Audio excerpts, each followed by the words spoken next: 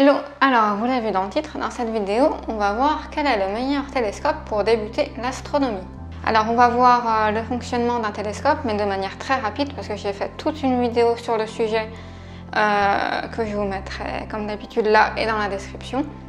On va voir les critères qu'il faut que vous preniez en compte, et surtout, dans cette vidéo, je vais vous donner plusieurs modèles que je conseillerais pour débuter. Allez, go! C'est parti!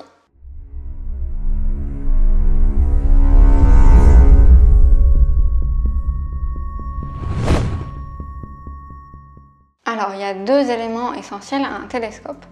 Le premier, c'est le grossissement qui correspond à sa focale. Sur la plupart des télescopes, c'est la longueur du tube, mais pas tout le temps, on verra ça après. Et le grossissement, finalement, on en parle beaucoup sur des télescopes grand public. Dans des magasins pas spécialisés en astronomie, on parle beaucoup du grossissement, mais finalement, c'est pas le plus important. Le plus important, c'est l'ouverture, c'est-à-dire le diamètre donc de l'ouverture de votre tube. Plus votre ouverture est grande et plus vous récoltez de lumière. En astronomie, les astres sont peu lumineux, donc on va récolter le plus de lumière possible. Alors maintenant, ça suffit pas pour choisir un télescope. Ce qui est important, c'est de prendre des critères en fonction de vous. Parce qu'en fait, malheureusement ou heureusement, il n'existe pas un télescope pour débuter. Même s'il y en a un que, c'est vrai, je recommande plus que d'autres, on verra ça juste après. Il faut prendre en compte vos critères à vous pour pas vous tromper. Alors le premier critère, ça va être en fonction de ce que vous allez vouloir observer. Il y a deux catégories d'observation, c'est le planétaire qui regroupe la Lune et les planètes, et le ciel profond qui regroupe tout le reste, c'est-à-dire les galaxies, les amas d'étoiles, les nébuleuses. Ça, c'est un critère où c'est pas facile de savoir si vous débutez et que vous n'avez jamais observé dans un télescope. Généralement, quand on commence, on ne sait pas trop, et puis on a envie de tester un petit peu les deux, c'est normal. Donc ça, on verra après, ce ne sera pas le critère principal pour choisir, même si vous connaissez déjà un petit peu et que vous savez vers quoi vraiment vous avez envie de vous orienter, ça va vous faciliter la vie. Si vous ne savez pas, c'est pas grave. Deuxième critère, ça va être le lieu où vous observez. Est-ce que vous observez chez vous? Est-ce que vous avez un jardin? Ou est-ce que vous observez et vous avez besoin de faire plusieurs kilomètres pour aller observer? Il y a un troisième critère qui va avec ça, c'est si vous habitez en ville ou si vous habitez en campagne. Admettons, si vous observez en ville et que vous pouvez ou ne voulez pas bouger, ça va être complètement différent que si vous observez en campagne et que vous pouvez bouger, ou même que vous avez un jardin dans un endroit paumé où il n'y a pas de lumière. Un autre critère, c'est l'encombrement et le poids. Ça va avec. Si vous n'avez pas beaucoup de place chez vous, et surtout si vous devez bouger tout le temps pour aller faire vos observations, si vous habitez au 5e étage, qu'il faut faire les allers-retours, monter, descendre, si vous prenez un gros télescope, ça peut être un petit peu pénible. Et enfin, le dernier critère, c'est si vous voulez faire du visuel, donc de l'observation, ou de la photographie. Dans cette vidéo, on va parler que du visuel, parce que la photographie, c'est vraiment un monde à part, et j'y consacrerai une vidéo particulière. Et aussi, généralement, quand on commence, je ne conseille pas de commencer par l'astrophotographie, parce que c'est quand même un domaine d'une qui est beaucoup plus complexe, et de deux qui est aussi beaucoup plus cher. Donc le mieux, c'est quand même de commencer par le visuel qu'on va voir maintenant. Alors un critère important que je n'ai pas énoncé, ça va être votre budget. Forcément, c'est peut-être le critère le plus important pour savoir ce que vous allez prendre. Alors dans cette vidéo, je vais vous présenter des télescopes qui vont de 200 à environ 600 €. Pourquoi? Déjà 200 €, en dessous de 200 €, je ne conseille pas de prendre un télescope parce qu'il n'y a rien de terrible, on va dire. Et il vaut mieux prendre une bonne paire de jumelles astronomiques. Les jumelles, on en parle souvent, c'est vraiment génial pour commencer. Donc voilà, si vous n'avez pas 200 € à mettre dans votre premier télescope, soit donc vous allez vous rabattre sur une paire de jumelles. Et je dis rabattre, c'est vraiment pas négatif, tous les astronomes ont une paire de jumelles parce que c'est vraiment très, très agréable à observer avec. Ou soit simplement vous attendez pour pouvoir mettre un petit peu plus ensuite. Et donc je ne dépasse pas 600 € parce qu'avec 600 €, on va voir, vous pouvez déjà bien vous amuser en visuel. Et c'est pareil, quand on commence, on n'est jamais sûr de si vraiment ça va nous plaire ou pas. Donc pour commencer, il faut quand même mieux être raisonnable et ensuite voir si vraiment ça nous plaît, après augmenter notre matériel ensuite. Et si vous voulez vraiment mettre plus de 600 €, cette vidéo va quand même vous aider parce que vous aurez les bases du modèle, du type de télescope à prendre. Simplement, vous prendrez cette catégorie-là, généralement, ou pas forcément, mais on va dire que vous pouvez prendre cette catégorie-là. Simplement, vous allez augmenter le modèle en plus performant et donc ça va augmenter le prix. Alors maintenant, on rentre dans le vif du sujet. J'ai découpé la vidéo en plusieurs catégories, plusieurs cas possibles. Donc ça va dépendre dans quel cas vous vous trouvez. Le premier cas, c'est que vous voulez faire de l'observation du ciel profond et des planètes. Classique, vous voulez tester un petit peu les deux. Vous avez un bon ciel, c'est-à-dire que vous ne vous trouvez pas en plein Paris, ou sinon vous pouvez bouger, c'est pas un problème pour vous de bouger. Et vous n'avez pas spécialement de problème d'encombrement ni de poids, c'est pas quelque chose qui vous rebute. Dans ce cas-là, ce que je conseille la majorité du temps, qui est vraiment le télescope le mieux, alors le mieux dans le sens performance et rapport qualité-prix pour observer, c'est un Dobson. C'est mieux parce que c'est la plus grande ouverture que vous pouvez avoir pour ce prix-là. Et comme je disais au début, l'ouverture c'est vraiment la clé pour bien voir les objets. Le Dobson, ça a aussi l'avantage d'être le plus simple à utiliser. Dobson, donc c'est par rapport à la monture. Et donc une monture Dobson, c'est quelque chose de très simple. Par contre, il a aussi évidemment quelques inconvénients. Donc son principal, c'est son poids et son encombrement. Puisque vous pouvez avoir un plus grand diamètre, évidemment le tube est plus grand. Et voilà, c'est des tubes qui vont être le plus gros que je vais présenter. Ensuite, un autre inconvénient, c'est qu'il va besoin d'être réglé. Le principal réglage, ça va être la collimation. C'est un réglage qui permet d'aligner les miroirs pour améliorer la qualité de l'image. Généralement, c'est un réglage qui fait un peu peur quand on commence. Faut pas, parce que d'une, vous pouvez commencer sans faire la collimation. Alors oui, c'est pas optimal, clairement, mais vraiment, si vous avez peur, si ça vous rebute, vous pouvez ne pas la faire pendant vos premières observations. Et ensuite, c'est pas si compliqué que ça une fois qu'on comprend. J'ai fait tout un tuto dessus que je vous mettrai en lien.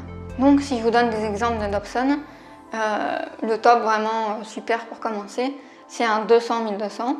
Et sinon, un petit peu inférieur, mais si vous n'avez pas le budget pour le 200 mm, vous avez le 150-1200.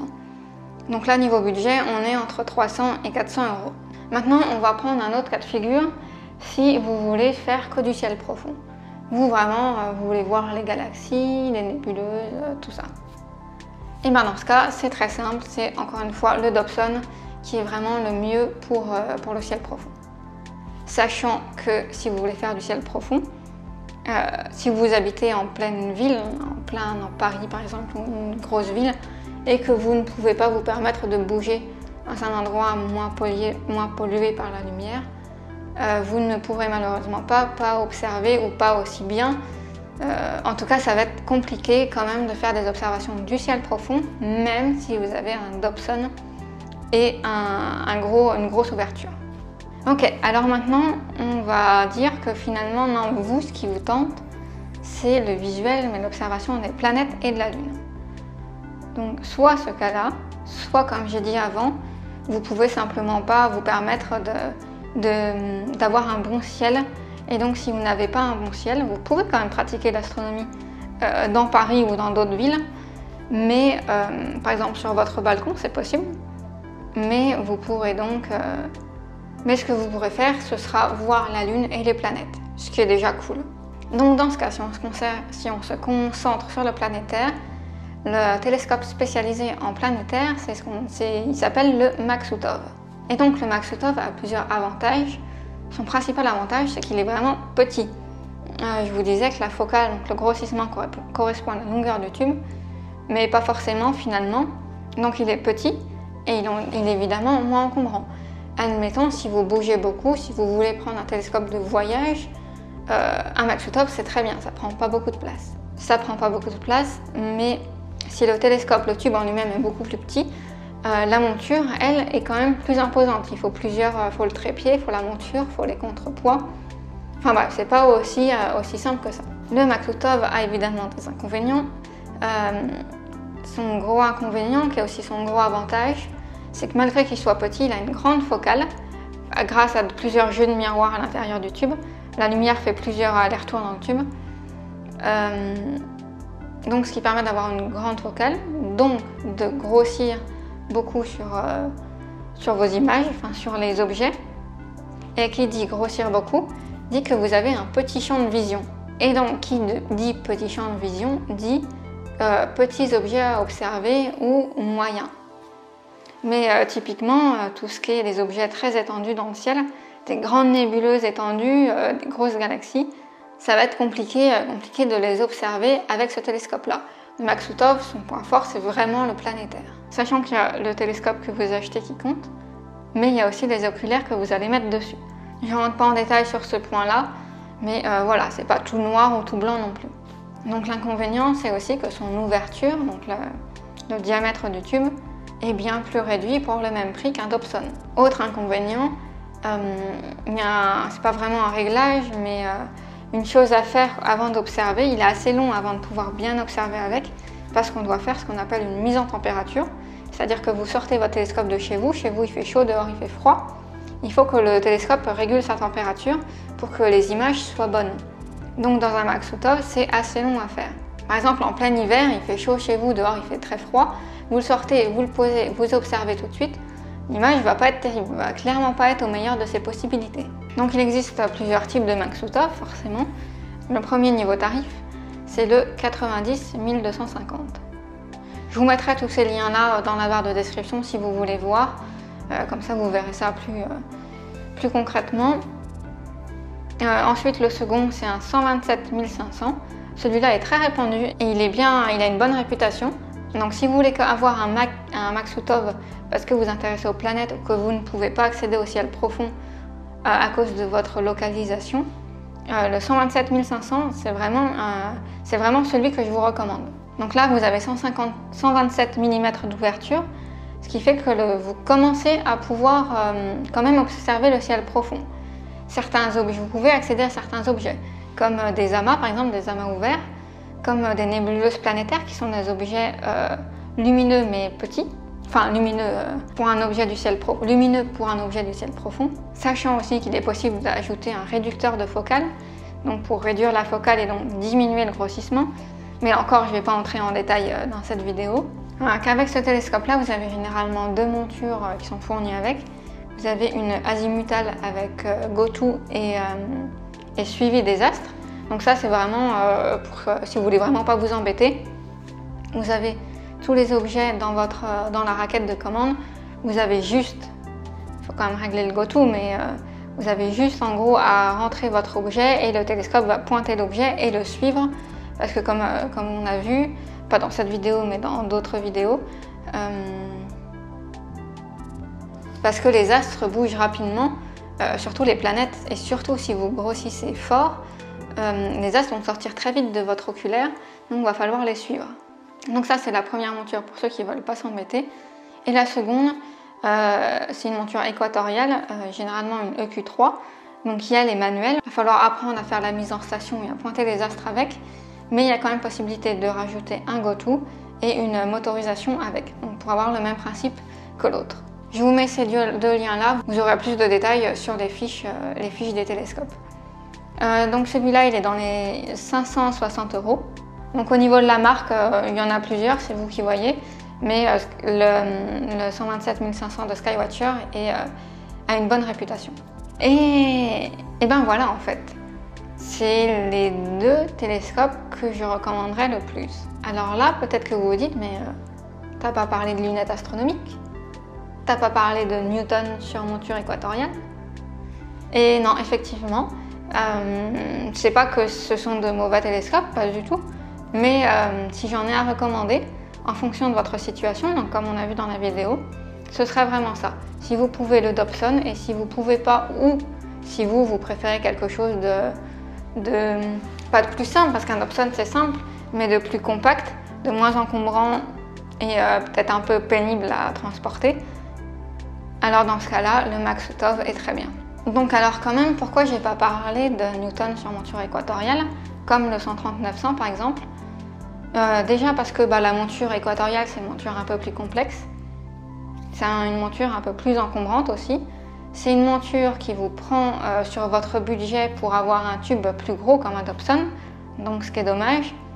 En visuel, la monture équatoriale vous apporte le suivi des astres, c'est vrai, vous bougez les astres avec une manette, mais par exemple, comme j'expliquais dans le test du 130-900, si vous avez une EQ1 ou une EQ2, la stabilité n'est vraiment pas terrible et c'est vraiment quelque chose qui est assez gênant sur le télescope. Donc voilà, je recommanderais quand même plutôt un Dobson et si pas de Dobson, donc un Maxotov. Voilà, mais pour moi, pour du visuel pur, la monture équatoriale est plus gênante qu'autre chose. Même si je dis pas pour le suivi des astres, c'est très bien. Après, c'est aussi un choix. Des personnes utilisent un Dobson et une monture équatoriale, ça les gênerait plus qu'autre chose.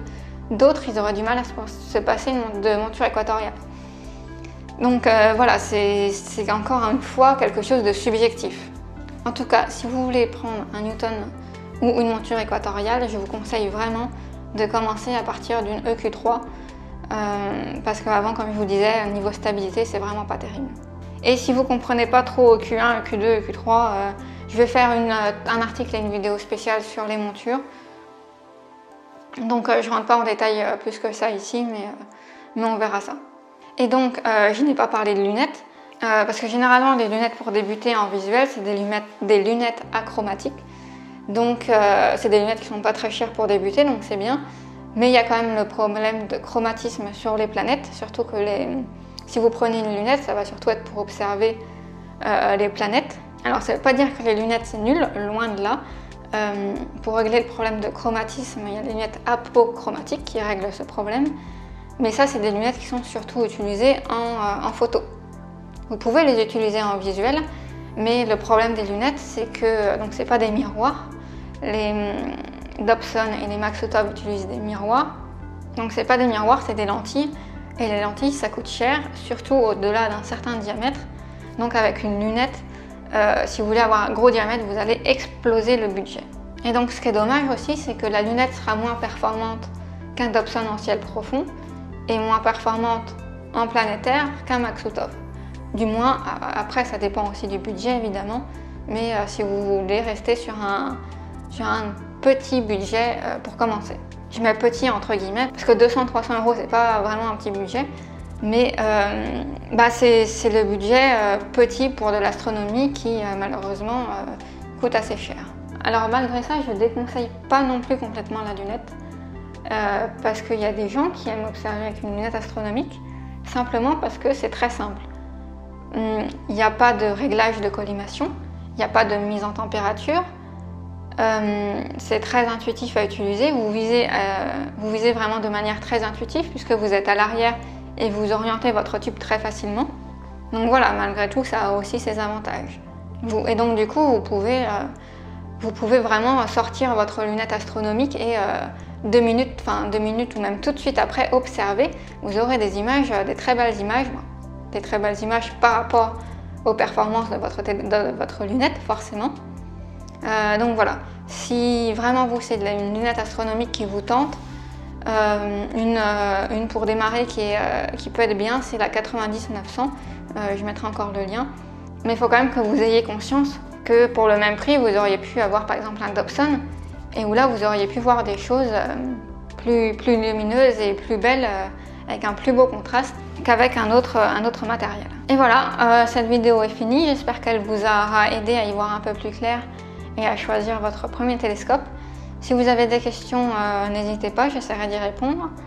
Comme je dis tout le temps, le télescope parfait n'existe pas. Et il y a un point sur lequel je veux insister, j'ai pas beaucoup insisté dans la vidéo mais je veux insister là, c'est que beaucoup de personnes vont vous conseiller un Dobson, moi la première, vous l'avez vu, parce qu'effectivement c'est quelque chose de simple et à la fois meilleur rapport qualité-prix ouverture. Mais l'élément le plus important que vous devez prendre en compte pour faire votre choix télescope, c'est le plaisir que vous allez avoir à l'utiliser. Je m'explique. Si vous prenez un gros Dobson, un gros tube, et que vous devez descendre 5 étages, partir dans la voiture observer, remonter, et si vous trouvez que c'est pénible, que c'est lourd, que c'est encombrant, vous allez le faire 1 fois, 2 fois, 3 fois, vous allez en avoir marre, vous allez arrêter. Alors certes, vous pourrez voir des belles choses, Mais personnellement, mon point de vue, c'est de prendre quelque chose que vous avez envie, avec lequel vous avez envie d'observer, que vous avez envie de transporter, envie d'utiliser. Même si le télescope qui vous tente est moins performant, il faut vraiment que vous ayez envie d'utiliser le matériel que vous choisissez. C'est comme un appareil photo. Le meilleur appareil photo, c'est celui que vous avez dans la poche. Alors là, vous n'allez pas mettre votre télescope dans la poche, on est d'accord. Mais pour moi, le meilleur télescope, c'est celui que vous prendrez plaisir à utiliser. Donc voilà, finalement, informez-vous comme vous le faites, c'est très bien. Prenez des informations un peu partout, comparez tout ça. Mais au final, prenez celui qui vous tente et pas parce qu'un tel ou un tel vous aura dit de prendre celui-là. Donc comme je disais dans l'introduction, si vous voulez en savoir plus sur les télescopes, j'ai fait une vidéo complète sur comment bien choisir son télescope, où là on va vraiment plus en détail dans tout ce que j'ai parlé, le diamètre, la focale, enfin on voit un petit peu tout ça, toutes les caractéristiques. Et je reprends un peu le principe des critères pour choisir. Et voilà, je crois avoir fait le tour. Bonne chance, c'est une étape compliquée qui prend du temps. Et donc on se dit comme d'habitude à plus dans le bus, non c'est pas ça.